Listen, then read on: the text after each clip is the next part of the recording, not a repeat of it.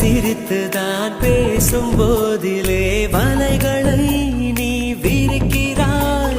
சைவம் என்றுதான் சொல்லிக் கொண்டு நீ கொலைகளை ஏன் செய்கிறாய்?